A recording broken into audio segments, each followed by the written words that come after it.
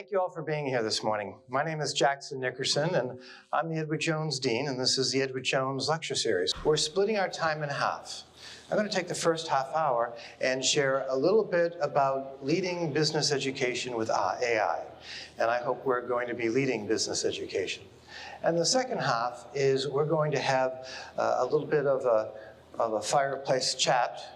No fires are allowed in the building, so we're just going to imagine there's a fireplace here. Over the summer, with the co-author Mary Ellen Joyce, I wrote a book.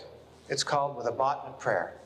And it's really about how teaching and learning can change in an age of generativity, and in particular, of how AI can aid in formation of becoming a full and complete person. So we have a guest who'll be joining us for the second half to have a fireside chat. When the time comes, I'll ask him to introduce himself. And then we'll finish up around 9 o'clock. Thank you for being here. Let me start by saying 3 years ago, I went to a conference, an academic conference. A friend of mine was presenting. She's from the University of Southern California, Marshall School of Business. And her presentation was about AI in the workplace.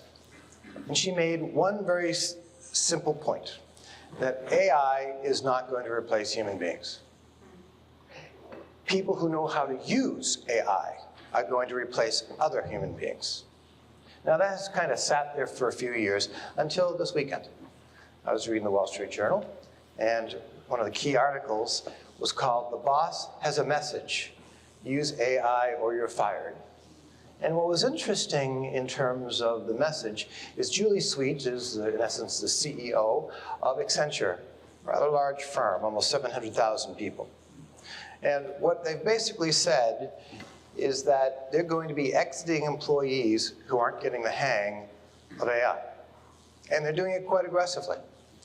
Right now, they've trained 70% of its over 700 employees. And employees for whom reskilling, based on our experience, is not a viable path, will be shown the door. That's a rather blunt way of saying it. I want to give you a few other statistics just to understand where we are in terms of artificial intelligence. I'm going to show you 4 graphs about the labor market. These also came from the Wall Street Journal. Now you know what I read every morning, among other things. This is a chart of software developers, and the basic gist is this. The vertical is an index, which was normalized to 100 in November of 2022. Why November 2022? That's when ChatGPT-3 came out. And the index is for different age segments. Now you'll notice the curve is going up until 2022. ChatGPT comes out, and the first thing I want you to notice is new graduates, 22 to 25, falling like a rock.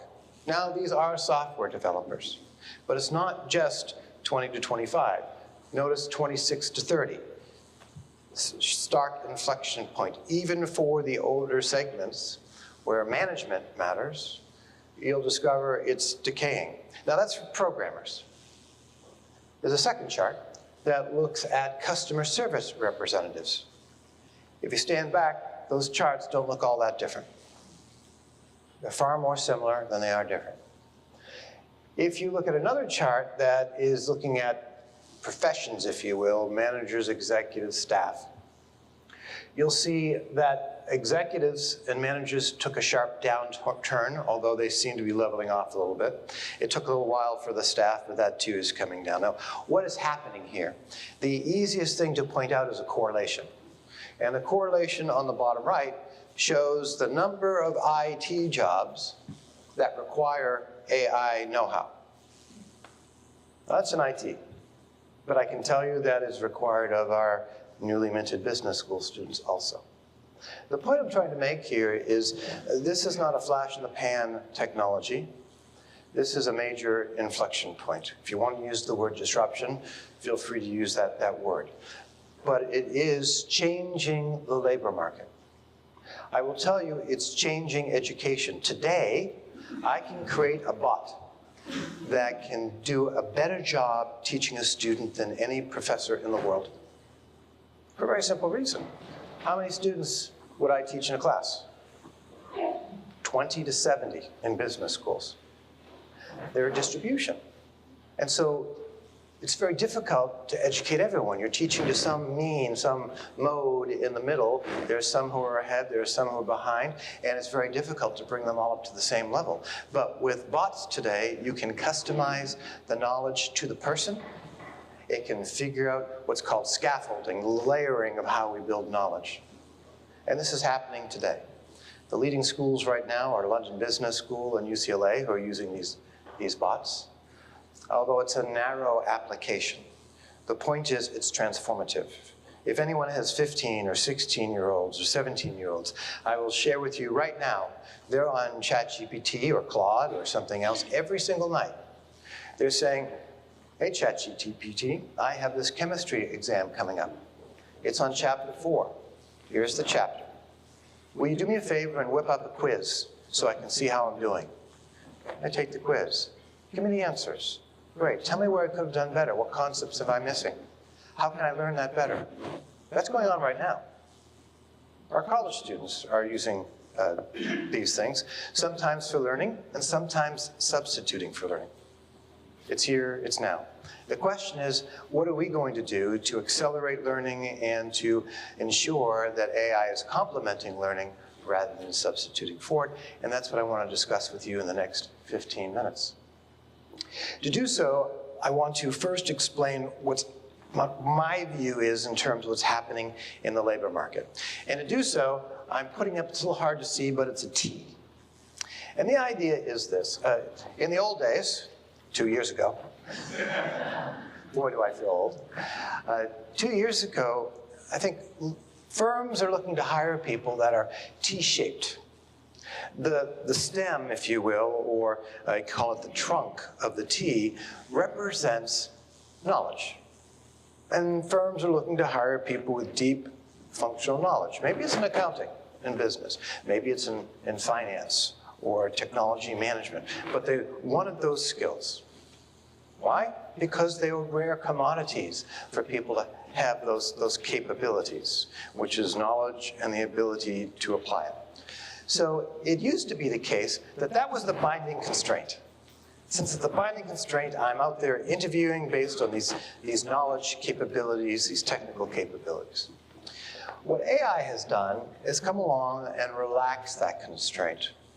Moreover, the employers expect students to have broader knowledge. You know, we as academics take the knowledge of the world and we slice it and dice it into little modules, and we teach students each module.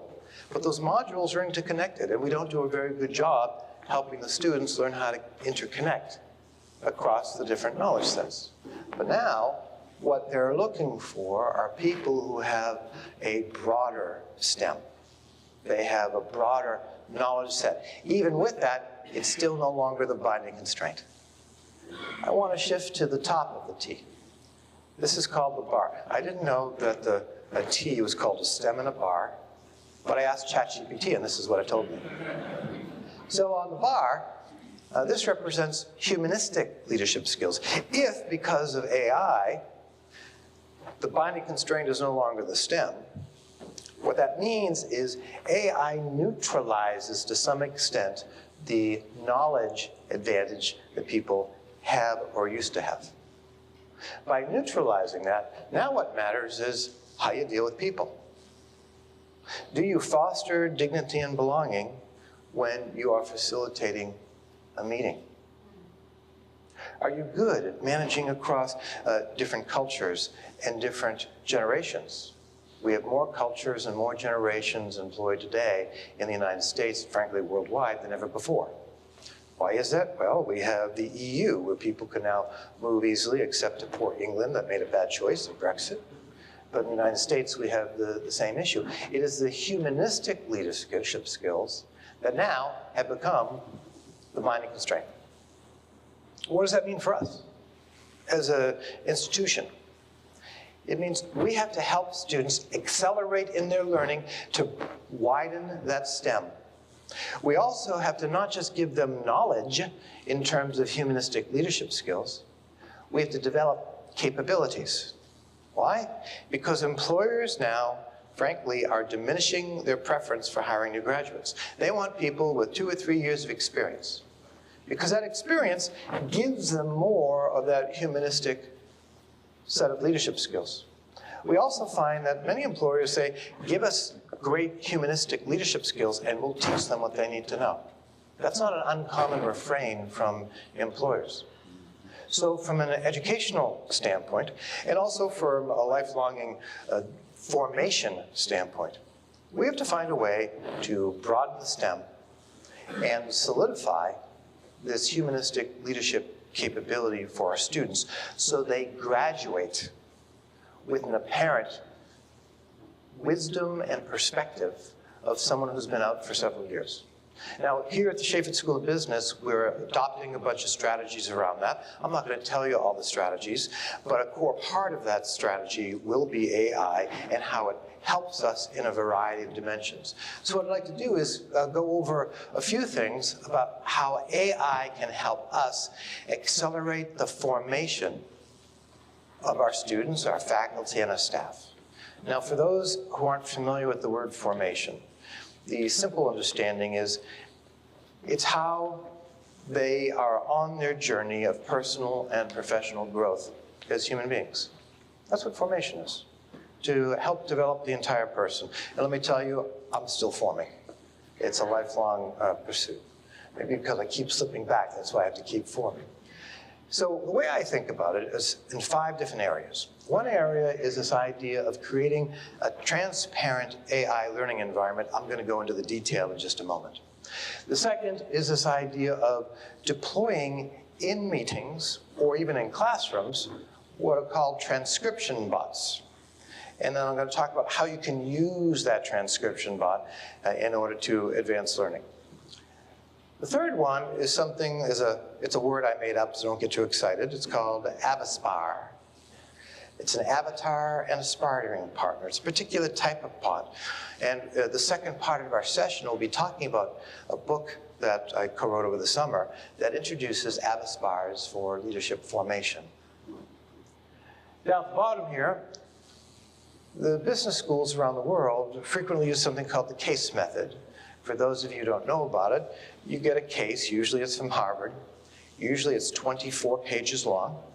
Usually it has 30 charts, often with incorrect data in it, and a narrative. And you're supposed to read that as a student and come to class and have a discussion about what the real issue is and how to tackle that issue. Problem is, students are uploading them into ChatGPT globally. All come to school with the exact same answer. There's no conversation. Worse, they are in the middle of class, typing in the professor's question, looking down and parroting the answer to try to look smart. That substitutes for learning. So this whole idea is collapsing, and so we have to learn how to reinvent it with AI. Let me go into each one in detail. First one, this learning environment, this transparent learning environment. The basic gist is that we want to have an environment that the students log into and they do their homework in the environment. In that environment, they can go out to AI, ChatGPT, Claude, some large language model, but the environment keeps a trace of their prompts, what they've asked, the response, and what they've done with it, how they've edited it, how they've used it. This trace allows us to see their pathway of critical thinking, like fact they've never been able to see before, because all we got was the finished product, partially finished product sometimes. Now, we can not only have the complete trace, but we can use AI tools to be able to go through and do an assessment of what they have contributed. We can identify what is AI and what they have done on top of that. And we can give them almost immediate feedback.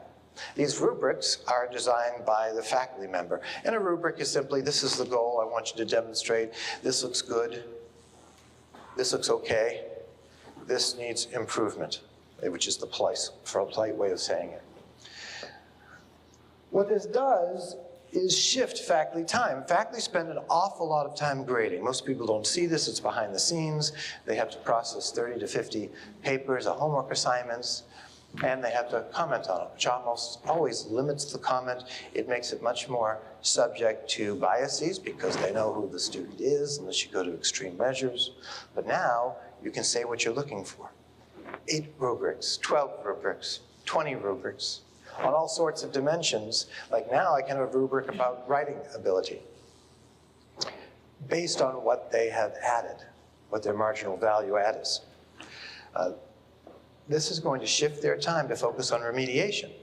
So instead of having that distribution of students, you can focus on the students who need more assistance, and it's readily available, and it's very clear what the assistance is. That leads to bringing everyone up to the standard, which right now, that's not necessarily the case. Right now, we focus on grades. Somebody has to get a C. Why? We can make sure, or at least be a lot more productive in helping them learn. There's a more subtle, nuanced, and more impactful aspect of this idea, which is it allows faculty, instead of simplifying within those little modules I talked about before, silos, they can complexify. They can present the students with much more realistic problems. Rather than narrowing it down to just the finance problem, you can see the whole problem in the organization, learn how to solve the finance problem, but recognize how it interconnects with other decisions that may actually impact the finance decision. We don't do that now very well. And by the way, when I say we, I mean business schools around the world. So this can fundamentally accelerate what they're learning, the complexity of their learning, the nuance they can have, so when they graduate, they're far more sophisticated. A little bit more of that wisdom and perspective that I've talked about. Now, there are a bunch of challenges in this learning environment. I don't have time to go through them all, but the challenges are that, well, they could still cheat. I worry less about that. Faculty have to change how they teach. I worry more about that. How we validate the assessments. I worry a little bit about that. There are challenges we have to overcome, but there is no doubt in my mind that this is the way the world will be going, and we're trying to be the first business school out there doing that. We actually have a platform right now we're working on that does part of it. We're trying to make it better so it does all of it. Let me go into the second one, the transcription bot. This may seem simple. You probably use Zoom, or maybe you use a Microsoft product, or maybe on your smartphone you have something called Fireflies or Otter, and I can pop it open in a meeting, like I did for my condo association, transcribe the whole meeting, and have it provide a summary statement at the end along with action items. It's the only reason why I volunteered to be the secretary for the condo association, because I had that on my phone. It's now on my phone no longer because IT said I couldn't have it, but I'm going to find a different way on a different phone. Maybe my wife's phone is easy. I'll use your phone. Thank you. She's here, by the way. In any event, transcription can do a lot of things. Imagine a student on a team working on a project. The bot is in the meeting. It transcribes the conversation and immediately says, hey, here's what you did well to foster dignity and belonging. Here's where you blew it. Here's what you could have done better. And imagine every single meeting, they're getting feedback, coaching, almost real time. We couldn't afford to do that. We don't have the people to do that. But with bots and assessment, we could do that. That will fundamentally transform their capabilities when they graduate. And here again, the faculty can design the rubrics for this. But let's think of some other interesting things. We can put the bot in a classroom and transcribe what's happening. The knowledge that's conveyed. We can upload all the pre-reads, all the post-reads. All of a sudden, we have the Chaffetz School of Business body of knowledge that the students can access. No, by the way, we can access it too, which means that we can assess our entire curriculum in a moment, overnight. Right now, it takes a year and probably 500 person hours to go through and do the entire assessment. Now it's just minutes if we're allowed to do this. You'll discover that you can put it in faculty meetings. So now we have a history. It automatically provides a summary, including action items, and who's responsible. Rather than having someone take notes and take 2 or 3 hours to edit those notes and verify the notes and then send it out 2 weeks later. It can be done almost instantaneously. Fundamentally, this type of capability can accelerate our learning, deepen, broaden. But there are challenges. Faculty have intellectual property rights over the course material. They may not choose to opt in. We have something called FERPA, which is a federal regulation that says a student's identity can't be revealed. These will eventually be solved. Someone's going to solve them, and if it's not universities, it's going to be for-profit organizations that provide solutions to these type of issues. But this opportunity of a simple transcription bot can change the rate at which our curriculum improves and the impact of the curriculum. It can improve the capabilities of our students. Let me talk about an AI companion briefly, because we're going to talk about that in the next half hour. But the idea is you can take a bot and personalize it. We can call this a companion. Don't get confused. We're not trying to anthropomorphize and make it a person. But nonetheless, we've done some experiments, which this book is based on, to help students accelerate their formation journey, about how they can live a full and complete life, how they can develop themselves personally and professionally. And there's some nuances to this in terms of how chatbots work, but think of it as a highly specialized chatbot. We call them avaspars, which is the combination of an avatar and a sparring partner. Avaspar. You got to make up a new word once in a while. So that's it. We'll talk more about this a little bit later. But imagine you're at a corporation and you're trying to develop leaders. Well, we've been creating some leadership development programs that are less expensive, and then you get a leadership formation, Avaspar, that becomes your companion over the next 6 months for leadership development. Lowers the cost dramatically, greatly expands someone having a mentor and a coach at the ready. It's going to transform how leaders are developed, I believe. Of course, there are challenges here. We have to get the technology working. We have to go through the experiments, but we've already started doing this. And I hope within a year, Chaffetz School of Business will be offering this full package. We already have the courses. We know how to do this. It's just a matter of trying it out a few times. So if you're interested, talk to me. The last thing I'll mention is the case method study. I've already talked about the difficulty. It's the core of our pedagogy, but because students are uploading it across all the LLMs, the various case distribution houses around the world are panicked. I had the pleasure to speak with the CEO of the Case Center. They're in England. They sell cases globally. They're afraid they're going to go out of business, because now the cases have been ruined because the students have put them up, if you will, into the Ethernet, or at least into LLMs. And so it's collapsing. But that doesn't mean case studies can't be redesigned. And so the new approach that we conceptualized, and I'm very sad to report, I learned last week Northwestern has already tried this out, so they may be ahead of us in this, is that imagine, instead of getting a 24-page case, you get a 1-page case that says, here's some sticking points, here's some pain points, 1 page. Then you go to, call it an Avaspar, call it a bot, in which the whole case has been uploaded, all the stakeholders. Given the stakeholders different personas, this one's easy to talk to, this one's pretty snotty to talk to, and they have information. So now, as a student, I have to engage in a dialogue, a conversation, even a dialectic to try to discover information, to get past difficult to deal with personalities, and once I get information, to figure out what the real issue is. You can do that in a protective environment so it doesn't escape into the wild of these other LLMs. I believe this is what's going to emerge very quickly, and we want to be on the leading edge of this. I've actually made a proposal to the Case Center where we do this for them. I don't know if they'll take it, but you gotta swing for the fences sometimes. And the idea, if they work with us, then our name gets on all their cases globally, and they send students globally around the world to our website where we control the branding. So I'm looking for these types of opportunities. We can also license it to other schools. I think there are opportunities here. Of course, there are challenges getting there, and of course, if we came up with it, others might be coming up with it too. So it's important to get there as quickly as we can, and we're resource constrained in terms of our investments in AI. So what I've laid out is something that I imagine we can be. I don't think historically we've been on the leading edge. I believe we can be on the leading edge. I believe we're close now.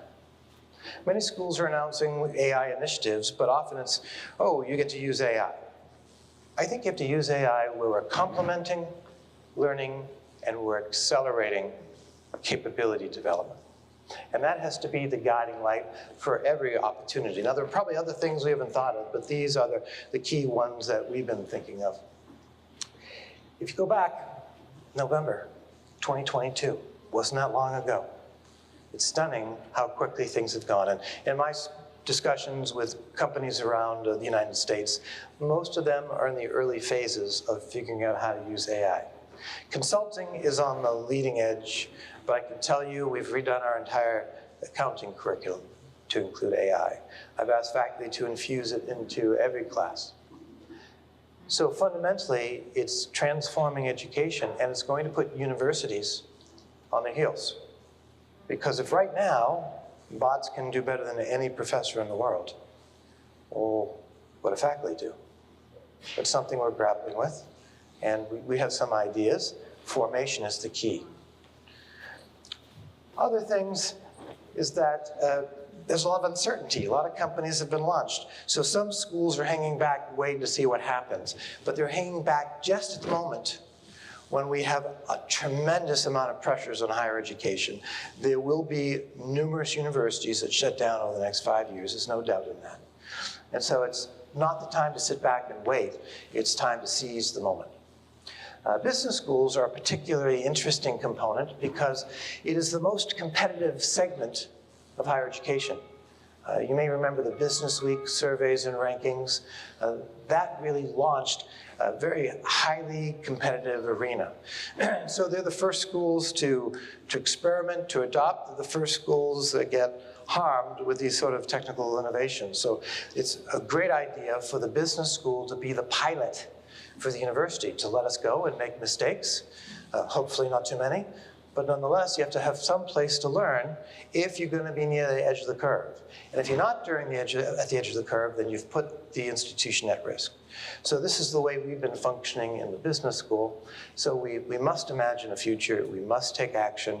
We could be wrong. We could be right. There's a song there somewhere. I don't know. It could be crazy. Maybe that's the additional line I'm looking for. And soon you're going to see a bunch of announcements about what we're doing. In particular, these are our master's programs, and if you look at the highlighted areas, you'll see that they're all Chaifetz, AI, and the name of the degree. We're trying to be early out. We're trying to trademark them so that people won't copy in a similar way. And those courses, those programs are all here, but the AI portion will really be pushed next fall. But we have to start advertising now. So what I want to do is give you an idea of AI and education in the future, how to be a leading business school in AI, and I've laid out the map. There are difficulties. We have to make sure that as many faculty want to join the parade as we can. We have to make sure that we have robust systems in place. We have to make sure that we beat our chest a little bit when we move from vaporware, if you know that expression, to actual products and materials. Now, to finish up our session, I'm going to invite Ryan to join me on the stage. We're going to reconfigure. We'll have a little bit of a fireside chat. And towards the end, I hope we'll have a few moments for questions. Thank you so much for listening to this portion of the presentation.